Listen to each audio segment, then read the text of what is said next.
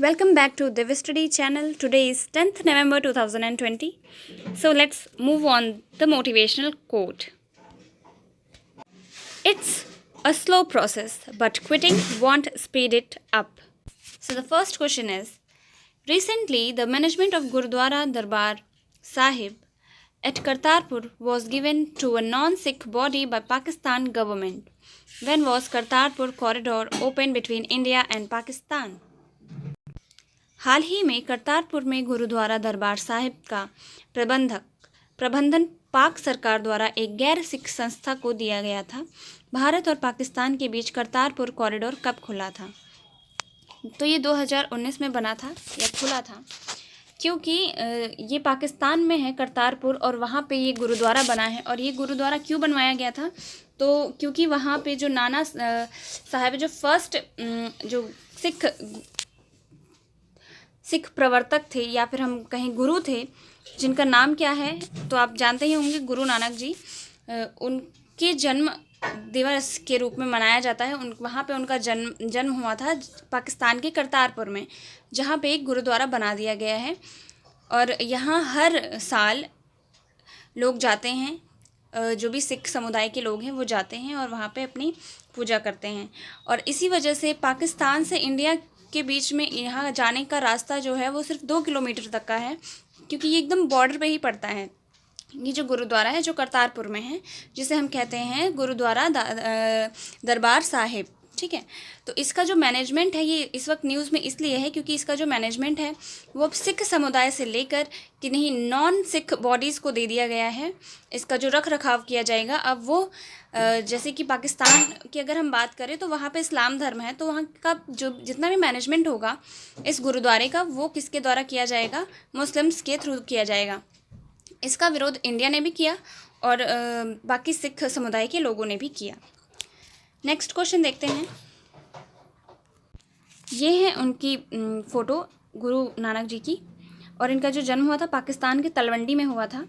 और इस कॉरिडोर की अगर हम और विशेषता की बात करें तो ये रावी नदी के पास है और 9 नवंबर 2019 में इसका उद्घाटन किया गया था। और ये वीज़ा फ्री है, यहाँ पे हमें किसी भी ज़रूरत की वीज़ा की ज़रूरत नहीं है इस कॉरिडोर से पास होने के लिए, क्योंकि सिर्फ 2 किलोमीटर का रास्ता है। और आप चाहें तो यहाँ से पंजाब से, हमारे पंजाब से, इंडियन पंजाब से इस गुरुद्वारे तक जा सकते हैं पाकिस्तान में। Next question, recently who has been appointed as new chief information commissioner? नए मुख्य सूचना आयुक्त के रूप में किसे नियुक्त किया गया है? So the answer is a Yashwant Sinha. So the right answer is Yashwant Sinha.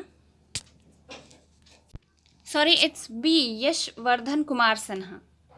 It's be Yashvardhan Kumar Sinha is the right answer for this particular question. अभी हाल ही में चीफ इंफॉर्मेशन कमिश्नर किसे नियुक्त किया गया है? यशवर्धन कुमार सिन्हा जी को।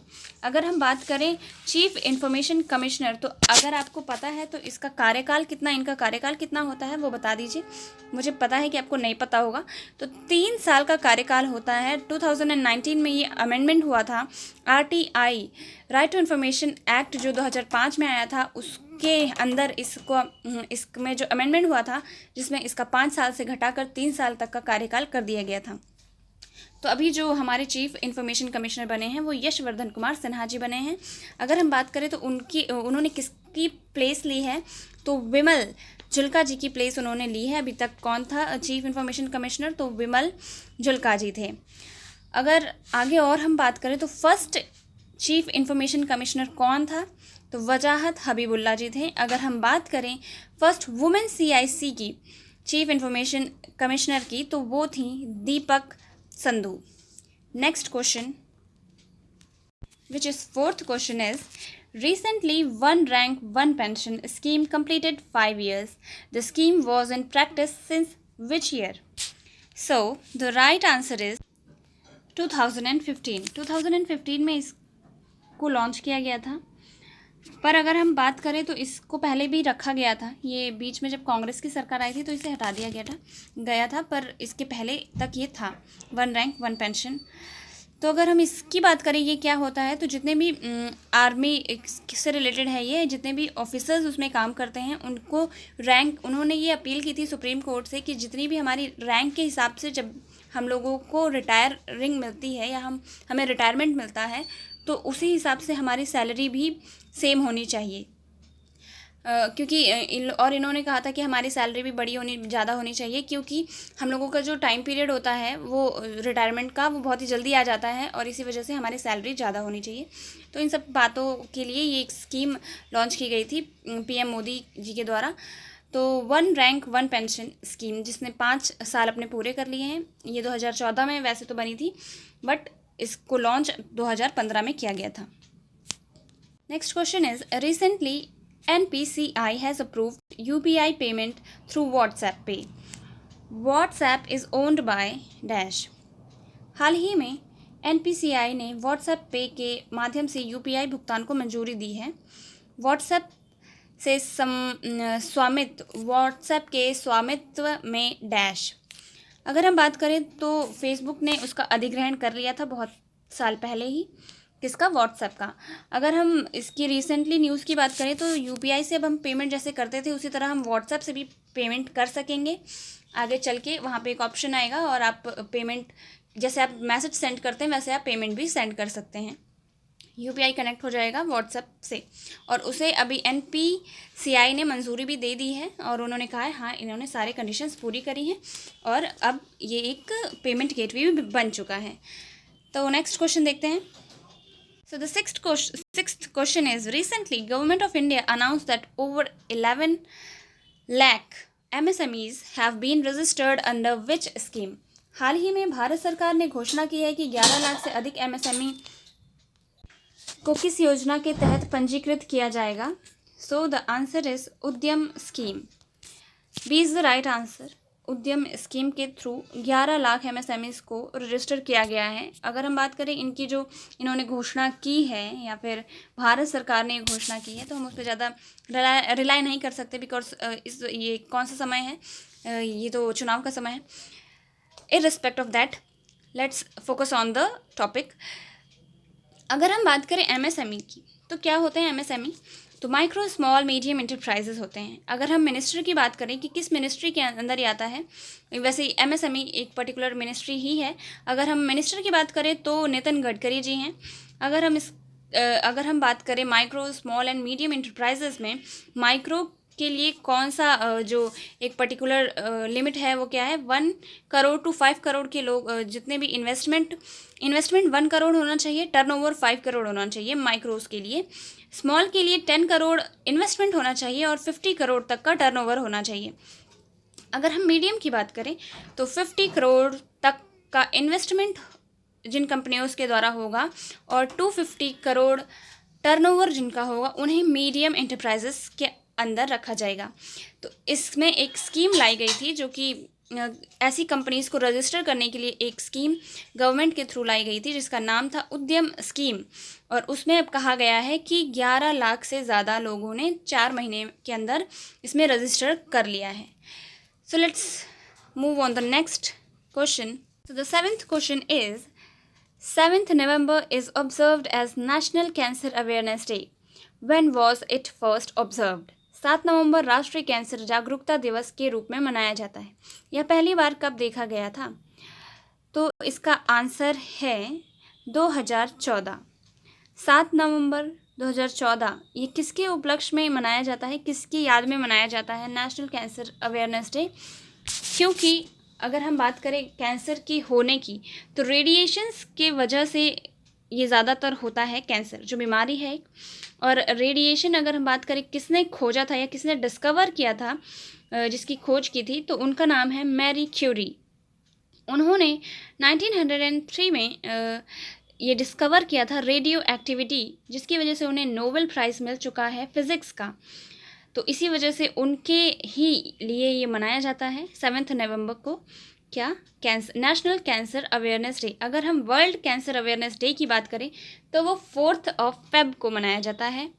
और अगर हम और बात करें मैरी क्यूरी के बारे में, तो 1911 में भी उन्हें 2 बार, मतलब 2 सब्जेक्ट्स के लिए वो पहली ऐसी महिला हैं जिन्हें नोबेल प्राइज़ मिला है, पहला तो फिज़िक्स और दूसरा केमिस्ट्री, क्योंकि उन्होंने रेडियम और पोलोनियम की भी खोज की थी अपने सेकेंड इन्वेंशन में या फिर डिस्कवरी में, जिसकी वजह से उन्हें केमिस्ट्री का भी नोबेल प्राइज़ मिला।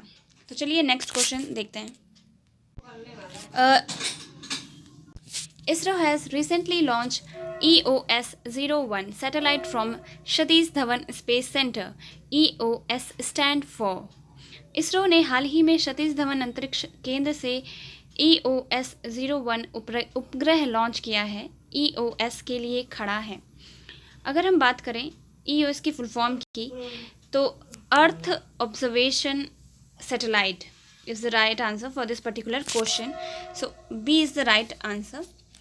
अगर हम इसकी बात करें तो ये क्या है, देखिए 3 तरह के रडार इमेजिंग सैटेलाइट्स लॉन्च की गई थी श्रीहरिकोटा से, और क्योंकि ये 2020 का पहला सैटेलाइट लॉन्चिंग है इसरो के द्वारा, इसरो ने अभी तक, क्योंकि कोविड-19 चल रहा था, इसी वजह से कोई भी सैटेलाइट लॉन्च नहीं की इस साल, और ये पहला सैटेलाइट जो है लॉन्च किया जा रहा है, इसी वजह से इसका नाम EOS-01 रखा गया है। तो let's see the next question. Okay, great barrier reef is located in which part of Australia. Great barrier reef Australia के किस भाग में स्थित है? So east Australia is the right answer. East Australia में ये लोकेटेड है क्या, ग्रेट बैरियर रीफ। ओके, अगर हम बात करें ईस्ट ऑस्ट्रेलिया की, तो यहाँ पे कोरल्स पाए जाते हैं। कोरल्स क्या होते हैं, जिसमें कैल्शियम कार्बोनेट मिलता है हमें, और ये एक तरह के क्या होते हैं, सिम्बायोटिक होते हैं। अगर आप कोरल्स की इमेजेस देखना चाहते हैं तो मैं आपको दिखा सकती हूँ, ये हैं, और अगर हम देखें तो इन्हें कहते हैं, इन्हें क्या कहते हैं ये आप मुझे खुद बताइएगा। और चलिए नेक्स्ट क्वेश्चन देखते हैं। So the last but not the least question is 10th question. Recently PM Modi inaugurated RO-PAX ferry service in which state. हाल ही में PM मोदी ने किस राज्य में RO-PAX फेरी सेवा का उद्घाटन किया है? So the answer is Gujarat. Gujarat में ये स्कीम शुरू की गई है, जो कि PM मोदी जी के द्वारा शुरू की गई है। अगर हम RO-PAX फेरी सर्विस की बात करें तो ये क्या है, तो जैसे कि गुजरात में 2 तरह की गल्फ़ हैं, gulf of Kutch, gulf of Khambhat. Image भी अगर आप देखना चाहें तो मैं शायद लगाना भूल गई हूँ। No, it's available. So let's see, ये अगर हम बात करें, ये जो खाई है या फिर गल्फ़ है, ये कौन सी है, तो गल्फ़ ऑफ कच्छ है। और अगर हम बात करें इसकी, तो ये क्या है, गल्फ़ ऑफ खंबात है। गल्फ़ ऑफ खंबात में ये जो RO-PAX फेरी है ये शुरू की गई है, क्योंकि अगर आप देखेंगे तो ये वाला जो एरिया है, जो ये पर्टिकुलर एरिया है, यहाँ से जब भी हमें घोघा नाम के इस शहर में जाना पड़ता है तो हमें इतना लॉन्ग डिस्टेंस लेकर जाना पड़ता है, और इसी डिस्टेंस को ख़त्म करने के लिए अब एक ये जो फेरी है ये स्टार्ट की गई है, और अब इतना ये जो समुद्र के द्वारा ले जाया जाएगा, ये है वो RO-PAX फेरी की। अगर हम बात करें, इसके थ्रू हम लोग व्हीकल्स भी ले जा सकते हैं, 500 लोग तक इसमें बैठ के जा सकते हैं, और इसमें कार्स जा सकती हैं, मोटरसाइकिल्स जा सकती हैं, बहुत ढेर सारी चीज़ें जा सकती हैं। और ये सिर्फ़ और सिर्फ जो खंबात की खाई है, जो समुद्र का एरिया पड़ता है वहाँ से उस एक पर्टिकुलर जगह से दूसरे गुजरात के जगह पे जाने के लिए बनाया गया है। So this was the last question of the particular session. Please do subscribe and please like this video. Thank you for watching.